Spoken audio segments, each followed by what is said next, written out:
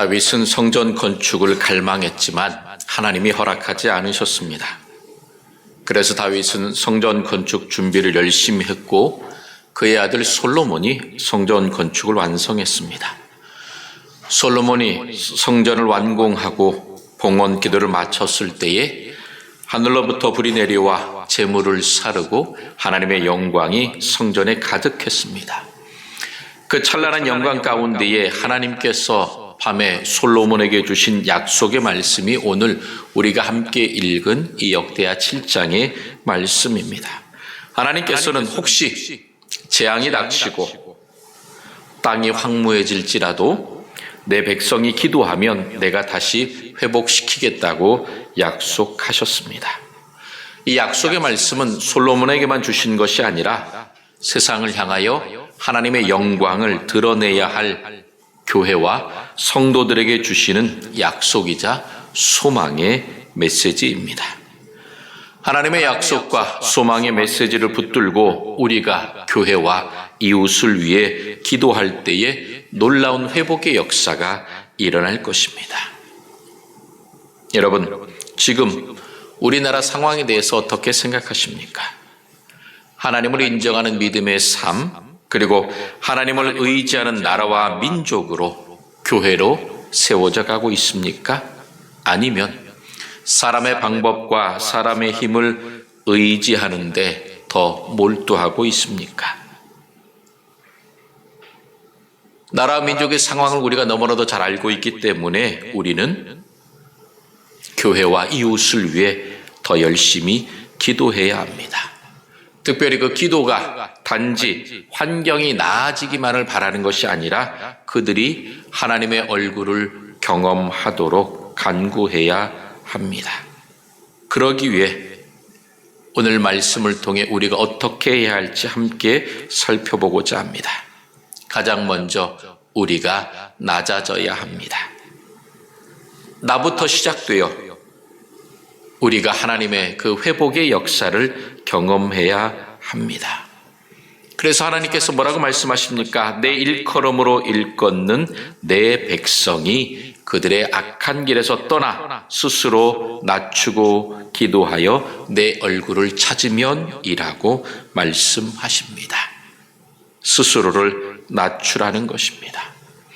그런데 여기서 하나님께서 누구를 찾으셨느냐? 세상 사람을 찾으신 것이 아닙니다. 내 이름으로 일컫는 내 백성에게 먼저 요구하십니다.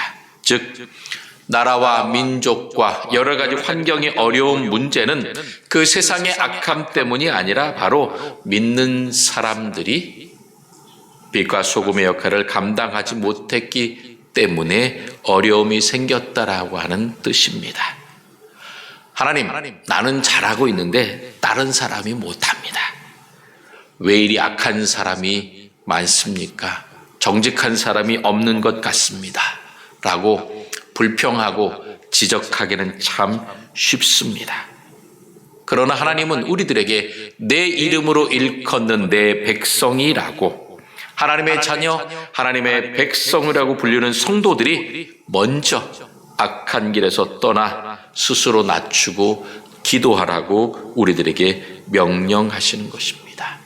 즉 우리들의 그 입술이 남의 탓을 하고 불평하고 원망하는 것이 아니라 우리의 죄를 고백하면서 하나님 앞에 엎드리라는 것입니다.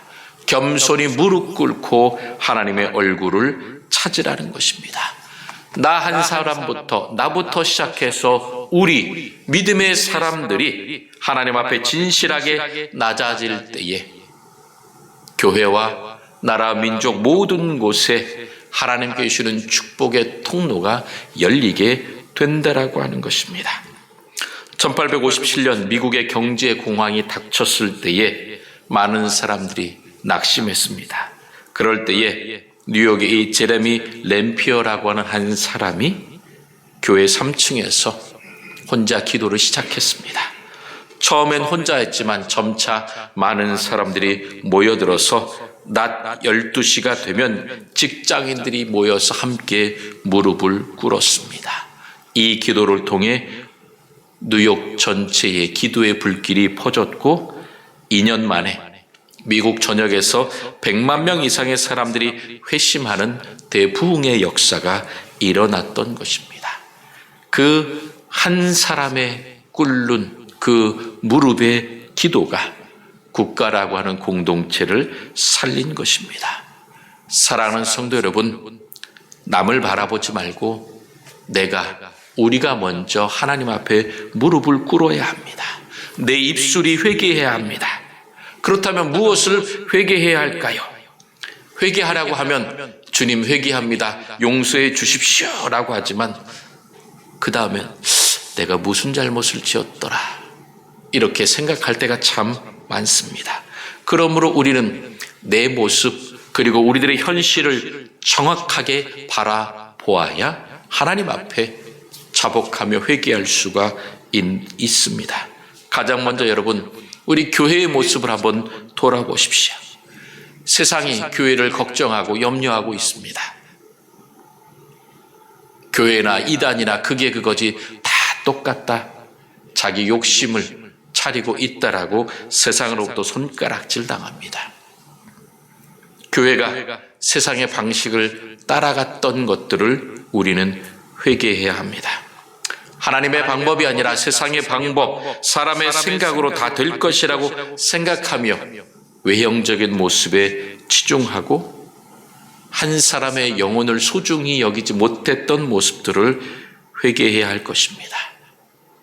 소금과 빛이라고 하는 정체성을 잃어버리고 세상과 같이 물질적인 것들을 추구했던 죄를 회개합시다. 말씀을 따라 연약한 사람, 소외된 사람을 먼저 돌보고 영혼을 위해 애통하며 기도하는 거룩한 공동체가 되도록 우리는 기도해야 할 것입니다. 두 번째로, 세계 최저 출산율이라고 하는 이 국가 소멸의 위기 앞에 있는, 그러면서 생명을 경시하는 문화가 얼마나 이 나라의 이민족에 뿌리를 내리고 있는지 한번 살펴봅시다. 생명의 소중함보다 잠깐의 편안함과 쾌락을 쫓는 문화, 미래에 대한 두려움으로 현실에 치중하면서 하나님에 대한 믿음을 하찮게 여기고 신앙생활에서 점점 떠나가는 다음 세대들, 그리고 그 다음 세대를 책망하면서 실제로 우리들의 모습이 하나님의 뜻대로 살지 못했기 때문에 오히려 말과 행동이 다르다며 비판받고 있는 우리 부모의 세대들,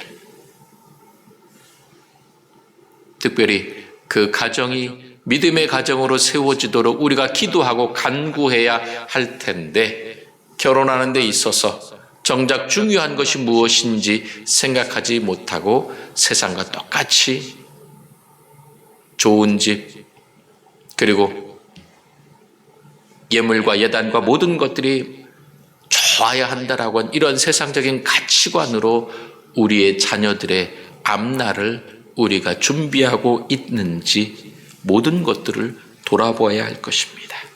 그러므로 우리가 먼저 회개하고 우리들의 청년들, 다음 세대가 미래를 두려워하지 않고 가정을 꾸밀 수 있는 그 환경과 믿음을 갖도록 기도합시다. 그리고 교회 학교가 사라져가는 이 땅에 다시금 복음의 세대가 일어나도록 우리는 간절히 기도해야 할 것입니다. 세 번째로, 사회적 분열과 갈등의 고를 냉철하게 봅시다. 좌우 이념의 갈등, 세대 간의 갈등, 남녀 간의 갈등, 여러 가지 요인으로 인해 대한민국이 지금 얼마나 갈라져 있습니까? 찢어져 있습니까? 서로에 대한 비난과 손가락질과 하나가 되기보다는 자기의 이익을 찾기에 급급한 가운데에 있습니다. 그러므로 우리는 하나님께서 긍휼히 여겨주시길 기도합시다. 그리고 우리가 서로 비난하는 목소리보다는 경청의 마음을 갖고 그들을 품어야 할 것입니다. 정치, 경제, 사회 모든 곳에 있는 그 리더들이 자기의 유익이 아니라 이 국민의 평안을 위해서 지혜를 모으도록 우리가 기도합시다. 오직 기도의 무릎으로만 이 갈등의 골짜기는 메워질 수 있습니다. 네 번째로 경제적인 면을 한번 생각해 봅시다. 얼마나 많은 사람들이 눈물 흘리고 있습니까? 자영업자들이 수없이 많이 폐업하고 있습니다. 물가와 금리, 모든 것들, 이런 것들을 생각할 때마다 가슴이 아리옵니다. 그러면서 부익부 빈익빈의 이 현실 속에서 우리는 불평하고 원망하면서 갈등이 더 조장되고 있습니다. 그러므로 여러분, 우리가 관심을 갖고 어려운 이들을 돌아봅시다. 그리고 이 나라의 민족의 그 경제적인 불균형, 불공평, 안타까운 모습들을 바라보면서 기도합시다. 그리고 나 한 사람부터 정직하게, 성실하게 살아갑시다. 그러므로 나를 통하여, 교회를 통하여, 믿음의 사람들을 통하여 이 땅 가운데에 경제 정의가 실현될 수 있도록 우리가 성실하게 살아가며 하나님께 기도합시다. 마지막으로요, 한반도, 이 남북 간의 관계를 생각해 봅시다. 특별히 접경 지역에 살고 있는 우리들은 주변에 군부대에서 들려오는 그 훈련하는 포소리와 여러 가지 많은 소리들, 그리고 이 앞 도로에서 탱크와 많은 군인들이 지나가는 걸 보면서 어떤 마음이 드십니까?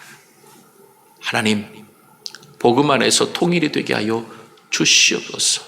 저 북녘 땅에 주님의 복음으로 그 얼어붙은 땅에 녹아지게 하여 주시옵소서라고 우리는 기도해야 할 것입니다.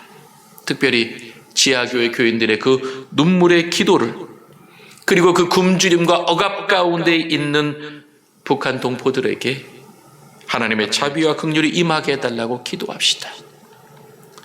그런데 특별히 우리나라를 위해서 기도해야 합니다. 통계 조사를 했더니 어떤 결과가 나온지 아십니까? 통일되지 않고 그냥 이대로 사는 것이 더 좋겠다라고 하는 의견이 통일이 되어야 한다는 것보다 훨씬 많습니다.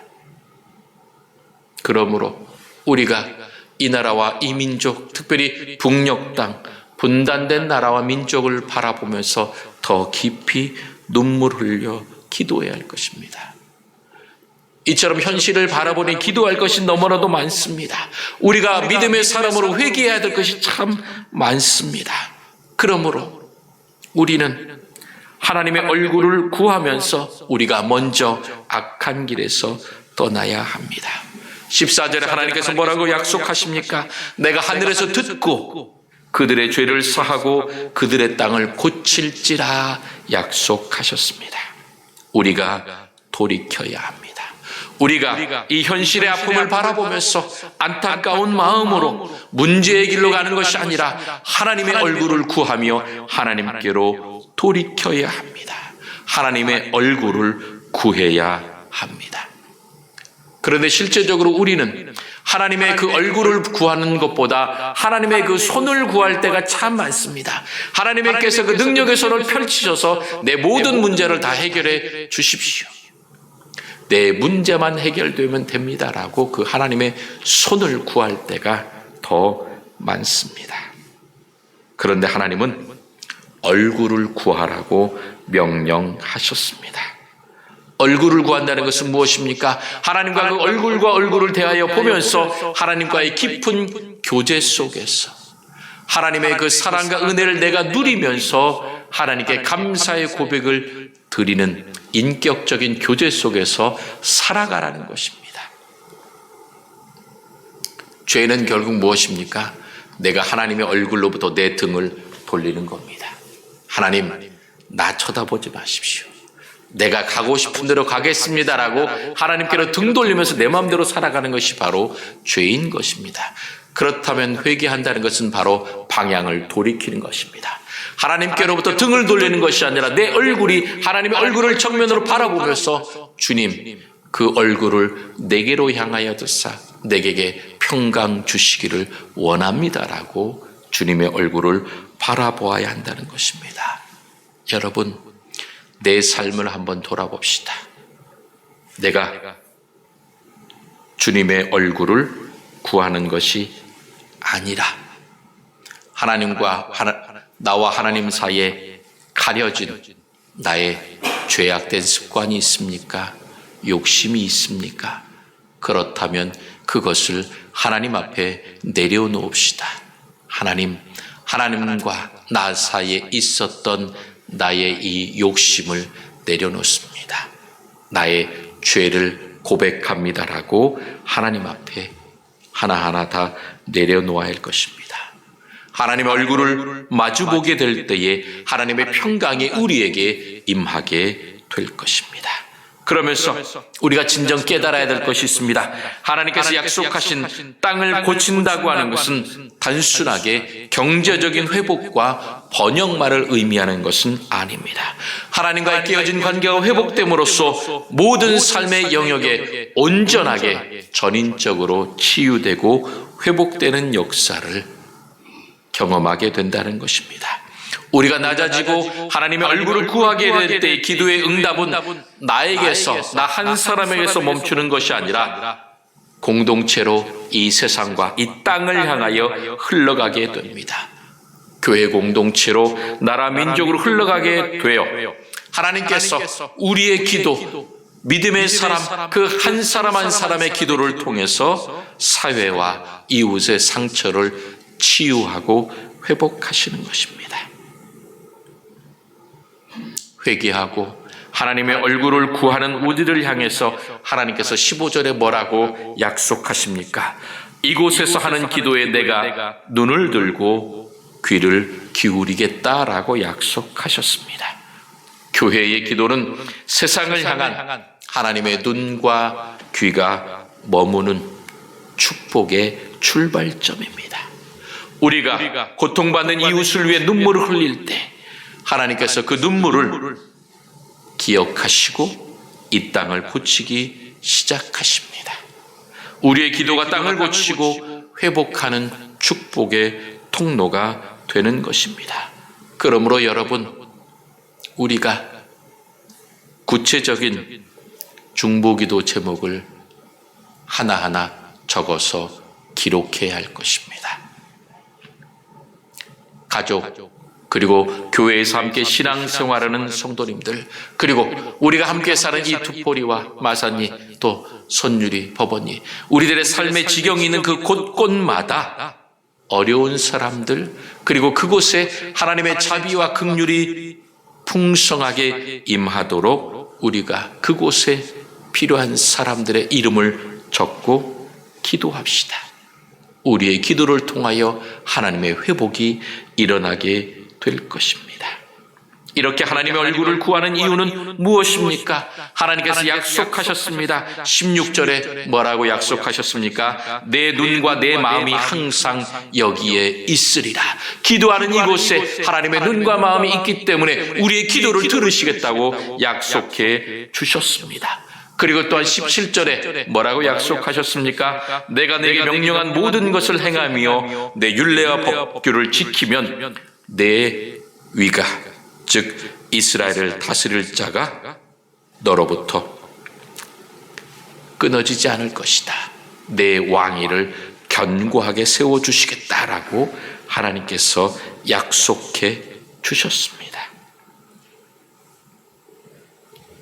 이렇게 약속하신 하나님, 그 사랑과 언약을 믿고 순종하는 공동체는 하나님의 약속 위에 든든히 서게 됩니다.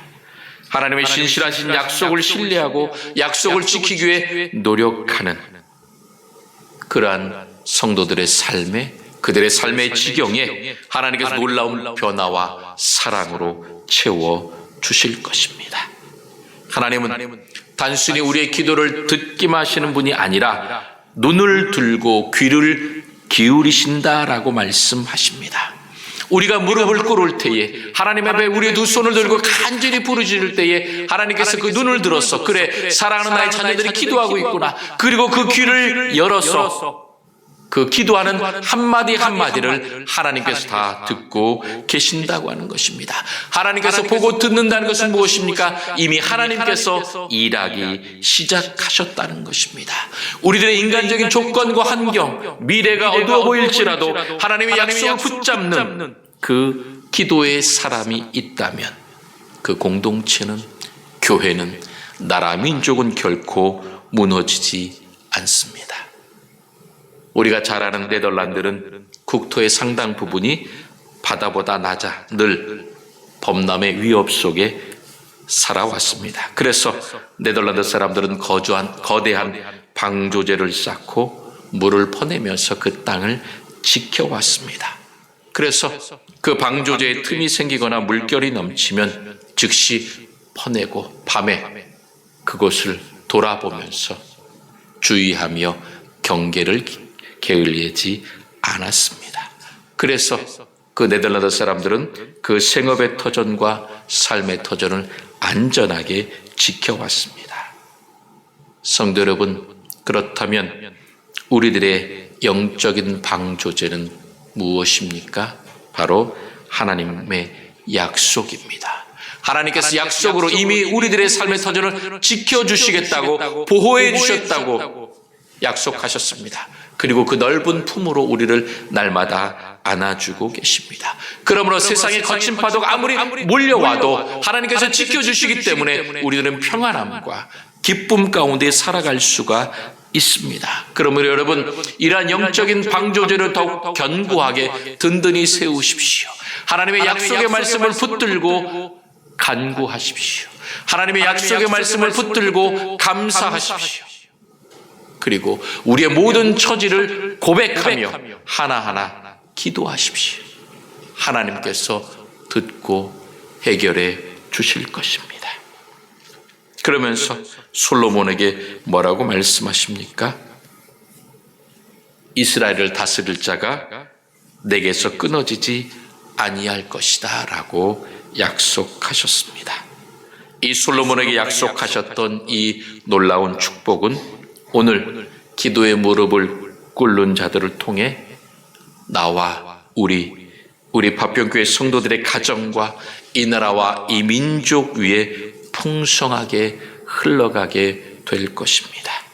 우리가 드리는 기도, 우리가 고백하는 찬송과 예배를 통하여 지금 이 한 세대뿐만 아니라 우리들의 다음 세대에게까지 그리고 세계 열방에까지 하나님의 놀라운 사랑과 은혜가 늘 전승될 것입니다.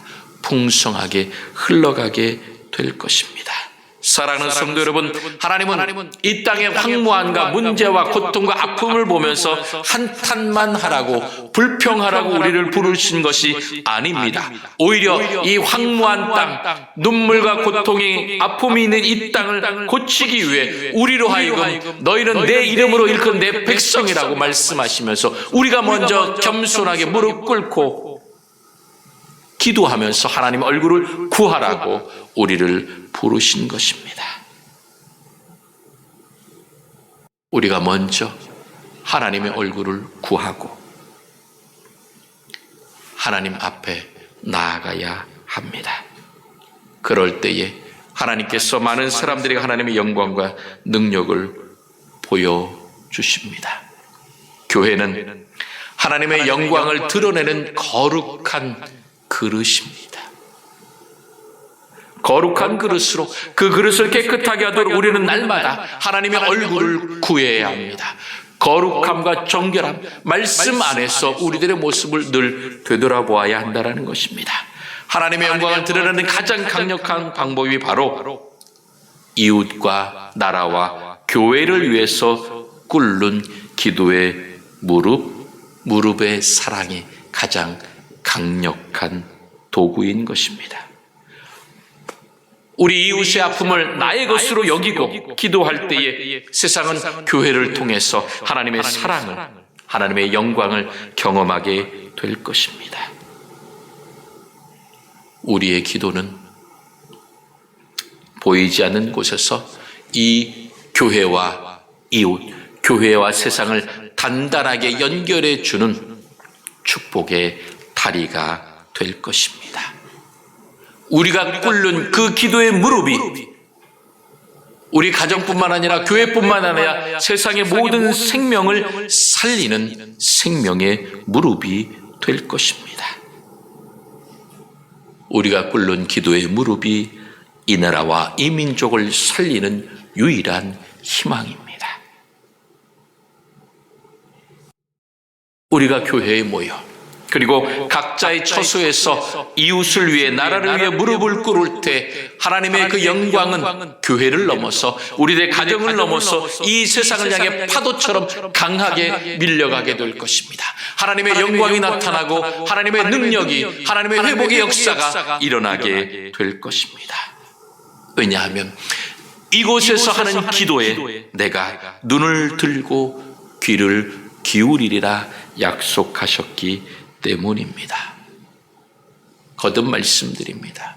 우리가 기도하면 하나님이 일하십니다.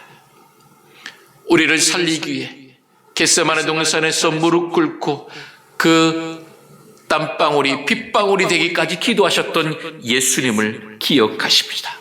그 예수님의 기도의 무릎이 온 인류를 살렸듯이 우리가 오늘 꿇는 그 기도의 무릎이 여러분의 가정, 여러분의 직장, 여러분의 자녀뿐만 아니라 이 나라, 이 민족을 살리는 생명의 불씨가 될 것입니다. 내가 땅을 고치리라 약속하신 그 하나님의 말씀을 믿고 이번 한 주간 내가 먼저 낮아집시다. 내가 먼저 하나님께로 돌이킵시다. 그리고 기도의 무릎을 꿇읍시다. 그리하여 공동체를 살리고 나라 민족을 살리고 모든 생명을 살리는 무릎의 주인공, 하나님을 기쁘시게 하는 영광의 주인공들이 다 되시기를 주님의 이름으로 축원합니다.